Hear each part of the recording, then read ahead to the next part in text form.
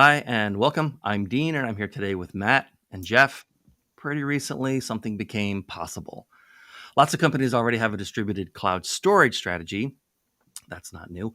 What happened recently is that the problem of getting a multi-cloud application strategy, that worked and that you could afford and scale, well, no, not possible. Not something that most companies could have until now.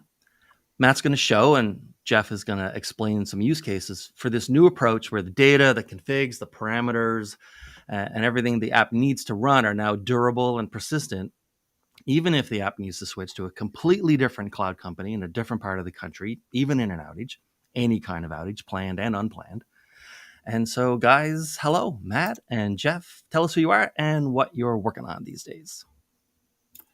Sure. My name is Matt LeBlanc. I'm a senior systems engineer here at Adesha. I've been in the Kubernetes space for roughly 3.5 years. I think I've been to 7 KubeCons at this point, and I've really been focusing in on how workloads can be brought into the Kubernetes space for the last portion of my career.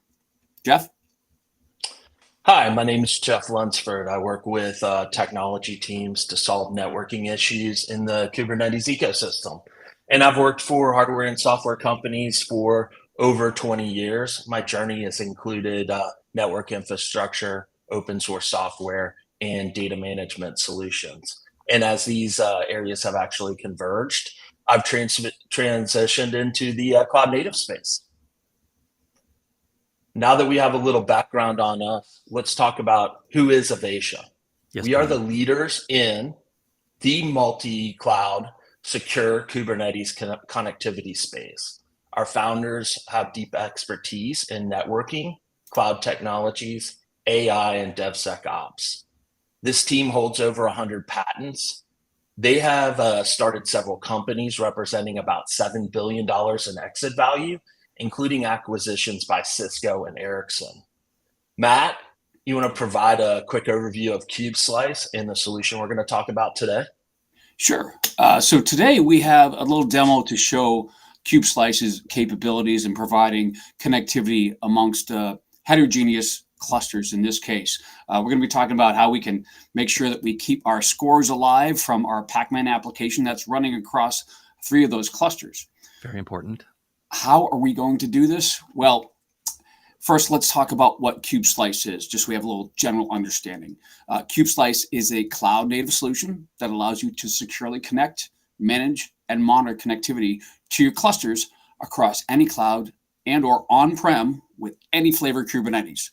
So that means it is deployed as an operator via Helm chart, and you can use this in any environment. So that means you can use this for your EKS, AKS, GKE, OKE, Red Hat, OpenShift, Rancher. It doesn't matter. We support them all. And we're also doing this with layer 3 networking. What does that mean? We're not doing it at the application level where most other solutions are. We are layer 3, which is low latency, which means a fast response for your applications.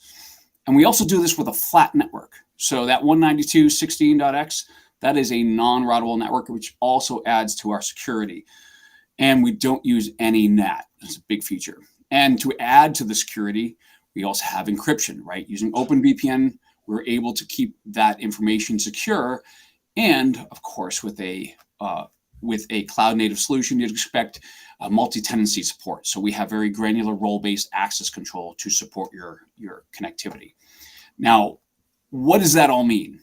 Now, essentially, once you install KubeSlice into your environment, you're able to connect your namespaces. So we can connect your clusters, which what we're referring to as a global namespace, and that's what we call a KubeSlice, or slice for short. So in the example you're going to see today, we're going to connect the MongoDB, the Mongo database namespace for GKE, AKS, and EKS, and we're going to do all this live. Now, let's talk about what it would take to do this without KubeSlice. You're going to have to set up your VPC peering. You're going to have to create your inbound rules, set up load balancing, configure your DNS, and as well as do your exclusions from SNAT. In addition to those management functions, you're also going to have to manage this within the politics of your own organization. So if you're trying to connect your Google, Azure, and AWS clouds, you're going to have to go through probably a few different teams to get that done. A lot of coordination, which takes a lot of time and effort as well. Yep. So the alternative to working through each one of these steps that Matt just outlined is KubeSlice. We've simplified the deployment process so you can connect clusters together in minutes, regardless of your Kubernetes distribution or where you're running it. For example, across different cloud regions, multiple cloud providers, or on any edge device. So think about it this way. No one knew the importance of sliced bread until we had sliced bread. So Matt, you want to do a little prayer to the demo gods? Yes, may the demo gods shine upon me today. Let's talk about how we have this set up. So this is a multi-application solution. Yes, it is Pacman, but we have Pacman, the stateless application that's running individually on AKS, EKS, and GKE. We also have MongoDB Cluster Edition that is also running across those. And what we've done is basically set up that Cluster Edition so we're able to write our high scores. That's basically our database and what we're going to be visualizing today. In the demo, I'm going to kill the pod where that primary Mongo replica set is. We'll go into what that means in just a minute. But we're going to basically kill that application that simulates your cluster or your cloud is unavailable. And then you're going to see how the failover of the database is allowed to happen to the other cluster, and it's all because of the connectivity provided by KubeSlice. Why is this important? Well, I want to make it clear, just because I put AWS as the outage on this first page, I'm not picking on them. All of the hyperscalers have their outages. It's not just AWS. It's Azure and it's Google. I actually like this one here because it gives you an idea of how long that duration is for those outages. Somewhere between an hour and 43 minutes to a day and 4 hours. So there's a lot of variation, and being able to fail over without any human interaction and keep your data is going to be imperative for keeping your applications up and running and keeping that stateful set. It always feels like a long time, no matter how short it is. Oh, sure. Seconds crawl by. And I just want to clarify, Seconds. When you start taking down, knocking down parts, you're going to simulate a catastrophic failure. It's not going to bounce back in 90 seconds, right? You're going to knock it all the way down. Correct. So I'm going to go over and kill the pod that is running the database. So as you can see here, this is actually a screenshot of the of MongoDB, the dashboard here. And we're going to go to the live version of this, but you can see, let me grab my mouse here. Over on the right here, we have that replica set 2. Currently, it is you see the P, that is the primary replica set.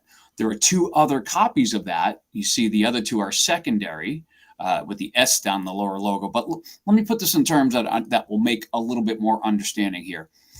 We're trying to keep the scores alive and the data behind that. So if we take a look here, you can now see our 3 replica sets. The one over on the right, which was listed as primary, that's our read-write set. The other 2 are read-only. And basically what that means is that each instance of Pacman is going to be able to get a quick reference to the local copy for read-only. And when they do the commit, it will write to whatever the primary set is. MongoDB clustered version basically is going to manage where these fail over to. It's KubeSlice that is allowing the connectivity. Now, as I mentioned before, each app is ran locally on each cluster. The high scores are kept on that Mongo database. We have the primary replica set, which is read-write. Our secondaries are read-only, and we're going to have a failover from primary to secondary if that cluster or when that cluster goes down. So let's get into it. Any questions before we go into this, Dean or Jeff? You're dealing with the 3 hyperscalers, and all of our data centers are in different parts of the country, right? Like there's one in Amazon's is at the main one in Virginia. Yes. Let's take a look at that. So I happen to have KubeSlice Manager, right? So it is important to point out that this is an open source project, but we also have the enterprise version. So the enterprise version comes with the availability for dashboard. And to Right. your point, Dean, we have each one. So we have our GCP cluster in US West. We have our Azure cluster in US West 2, obviously California coast, and then also our EKS cluster over in AWS, which looks like it's in Virginia. Is that what you're getting at, Dean? Yeah, so you're not just knocking down, as far as the demo is concerned, you're not just knocking down one of the clusters. You're knocking down a big part of the country, and it won't Yes. matter. Yeah. All right. Let's see it, just man. at some point we're going to fail a cluster, and we're going to make one of these basically go away. This is the most often I've heard the words live demo and fail mentioned together in a long time. So let's see. Let's see how this goes. All right. So before I get into it, let's talk about that database. So you saw this in the screenshot before. Right. I just reset this lab recently. So our primary replica set, you can see, is on 1, 0. So you can see that there's replica set 0, replica set 1, and replica set 2. Now, if I switch over to, I'm going to switch over to Lens. Now, this is a free tool that I use to manage my clusters. If you take a look here, I have 3 clusters. There's my EKS cluster, there's my GKE cluster, and there's my Azure cluster. And if I take a look, we can take a look that I'm looking at the pods there, and you can see replica set 0 is on EKS, replica set 1 is on Google GKE, and replica set 2 is on Azure. And if I flip back to that management screen, we can see that replica set 1 is the primary. So let's go back over there. And replica set 1 is on GKE. Now, let's get into the application, the game itself. I have 3 instances running, and each one of these is running in their respective cloud. And you'll see that up here. So here's our AWS cloud. Here's our GCP cloud, and here's our Azure cloud. Now, in order to get some data in there, and you can see here's the high score list. And if I look at each one of them, you'll see that it is the same high score list, even though that application is running local. So if we play the game, I'm going to play this very, very shortly. I'm not here to get the high score. I'm really here just to get a number up on the board. And let's go have one more pinky death. There we go. And let's see, let's timestamp this. 2:13 p.m. on the AWS cloud. Hit save. And we can see our high score has been updated. We're going to do that 2 more times. And again, I'm not going to play this long just to get some data on there. Oh, yeah, I still got the sound on there. I wanted the sound on. That's the best part of the game. I kind of missed the waka waka of my Yeah. childhood. All right, so now we have another score. We got 2:13 p.m. on GCP. Save. High score list, right? We can see that's clearly working. One more score. Let's add to it. Please turn the sound on this time for the Oh, you whole want game. the, all right, Yeah. I'll turn this. Absolutely. There we go. We got the Do you sound. remember when this was good graphics? This is still good graphics. Is it? This is classic, my man. This will never go out of style. All right, so now 2:14 p.m. on Azure. So this is called showing your work, right? Look at You that. see me, I had some data in there. I've added a few more entries over to the high score list. Now let's break something. So I am going to go over to my Lens management console. And remember, we were running GKE. I'm Right. sorry, GKE is running that primary replica set, right? 1-0. Now, I could simply delete this pod, but as a function of Kubernetes, it'll just come back, right? Kubernetes is resilient. It has the ability to recover. Before I do that, I'm going to basically temporarily cordon off, disable the scheduling so it does not just bring that application back up again. So now that I have scheduling disabled, I can go over and delete the pod. Kapow. Boom. All right. So now we are going to set our clock. I have the clock app. I know it's going to take roughly a minute and a half or give or take. And we're basically going to wait to see how that happens. I will get a notification You see the timer up here. We are live without a net. Now let's go over and take a look at our our MongoDB manager. You'll see, even if I refresh this, it still hasn't really gone down yet. It will take a moment. Now, what you're going to see here is how KubeSlice has provided the connectivity. And it's not just that we are connecting those clusters, we're only connecting those use spaces. And let me show you something that's a little bit more interesting here. I'm going to go to the host mappings. What is interesting?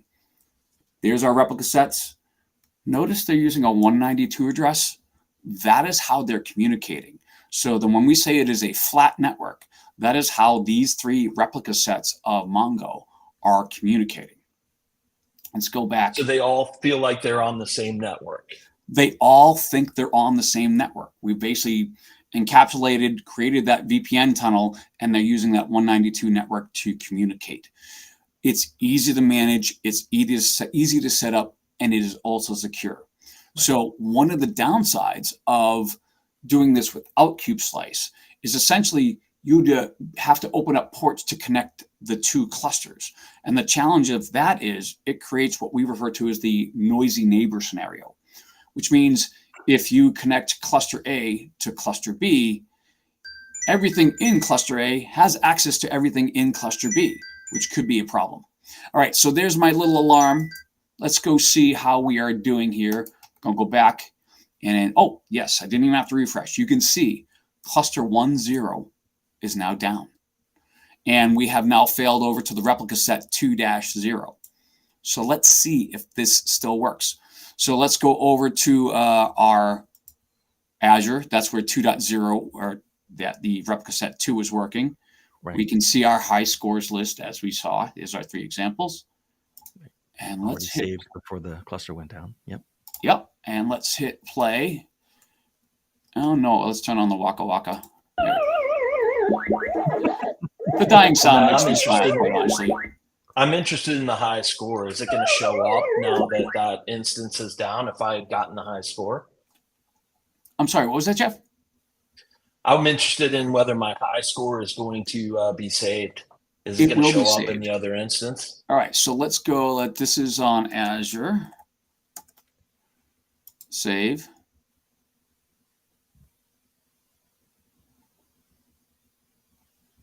And go to that high score. All right, and we'll go back here and view high scores. Back, new game, play. Ooh, color scheme. I got to get enough score to get on there. Oh, I should not have taken the power pellet. I just got to wait for them to turn back again. All right. And here we go.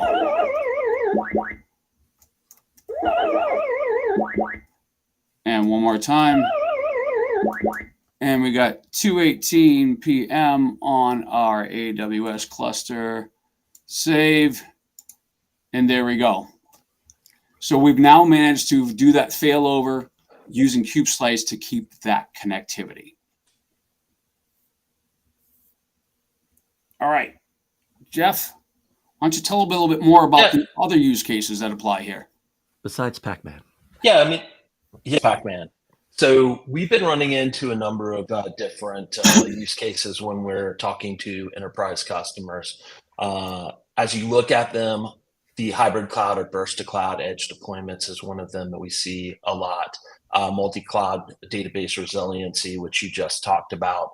Application isolation and zero trust. Zero recovery time objective or zero RTO. We also have real-time cluster observability and application migration.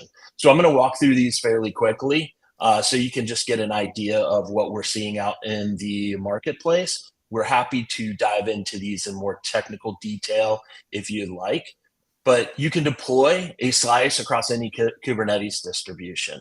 Each slice creates a single global namespace for an application in your environment. You can run across data centers, cloud regions, multiple clouds, or even edge deployments, eliminating all the hard work that you would have to do on the left side of the slide while getting all the goodness on the right side built into the solution. So when we look at use case 2, we're using that same slice or secure data path. We can deploy multi-cluster or multi-cloud stateful applications on Kubernetes. We can run these in active deployments and have them up and running in minutes and be fully ephemeral. This works with a lot of different technologies. So it could be things like Couchbase, MongoDB, Redis, Cockroach. We actually had a customer that wanted to run Keycloak in an active deployment for the single sign-on and do that safely on OpenShift. So that was something that we're able to do with a slice. It doesn't matter what the technology is. When you go to the use case 3, we're using that same data path. So we're using the same technology to achieve all of these different use cases. This is what we call zero recovery time objective. And what we're doing is working with any popular data management platforms in the Kubernetes ecosystem. Using that kube slice, we can create a fully redundant system by including a replica in another cluster. That could be in a different availability zone or on another cloud. In use case 4, we're using that slice to create application isolation or guardrails to help with like a zero trust initiative. We can secure your deployment, limit blast radius, and from application across your environment. This could be something like test, dev, and production, right? It could be a multi-tenant application, a banking app, for example, where you want to separate your customers. And this limits your blast radius. When you talk about use case 5, telemetry data, right? We can take all the telemetry data that's created in that slice across all of those clusters, and we can feed it into something like Prometheus or another monitoring solution if you want. By doing this, we can create real-time observability reports for the entire application, even if that cluster is spanning from data center to data center or multiple hyperscalers, and even if it includes different distributions of Kubernetes. So when you look at use case 6, this will be our last use case because it seems to be one of the most popular. And it's one that we're going to focus on in our next webinar. But because we're running that layer 3 virtual private network, we can seamlessly migrate any containered application from cluster to cluster or from data center to cloud or cloud to cloud.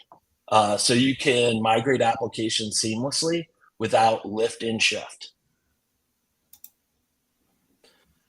So why do you want to do this now? You need to build a redundancy and disaster recovery into your cloud native strategy. The complexity, the time to deploy, and the human capital required in the past are significant barriers. With KubeSlice, Avacia is an all-in-one solution. You can be up and running today, saving your organization months of time, human capital, and lots of headaches. So if you want to try KubeSlice in your environment, here's a link to a 30-day trial license. Our team is happy to assist you with any questions about setting up KubeSlice or diving into potential deployments in more technical detail if that's your requirement. So let's see if there's any questions. Yeah, I've got like a handful actually that have been provided. So nice. Well, someone mentioned in a couple slides back, I guess you showed Service Mesh, and it's like, I mean, it's a pretty blunt question. Why do I need this? I already have Service Mesh set up. Matt, you want to take that one? Yeah, we're not here to replace your Service Mesh. This really provides your application connectivity. Service Mesh really has a different function, and we're not here to replace or displace it. Okay, so in addition to, basically. Yes. Okay. Can I mix together different setups like Couchbase on AWS, Redis? See, this is where my brain's going. Redis on Azure, different countries, things like that. Yeah, I mean, one of the main advantages here is that you're able to leave the data where it's created and where it's being managed, and have other applications make reference to it. but you still have the security without having to create egress and ingress egress and make all adjustments to your firewalls and your VPC. So it's much easier to manage, allows you to take advantage of that data gravity where you may have a cloud or a cluster that has a lot of important information, and you have another cloud or cluster in a different cloud elsewhere. You now have access to that data and doing it in a secure and high performance fashion. Okay. Jeff, I think this one is for you. Are there any use cases or anyone who should not expect to see much benefit from KubeSlice? Wow. We think that it's a great platform to start out your Kubernetes journey because it does provide you that security. It provides you a way to start building your applications and then seamlessly migrate into a multi-cloud strategy, give you that redundancy, provide a DR facility. So if you start building there, it's great, right? I don't see a use case where it doesn't really fit in. We've even talked to people who are running, mainframe, and they're starting to do transformation on the mainframe and looking at to running Kubernetes there. You could connect a slice to your mainframe and to your Kubernetes cluster potentially. So there's all sorts of ways that this can be used. Matt and I have kind of joked about this, that we haven't even seen the breadth of use cases. Every day we discover something new. It's crazy.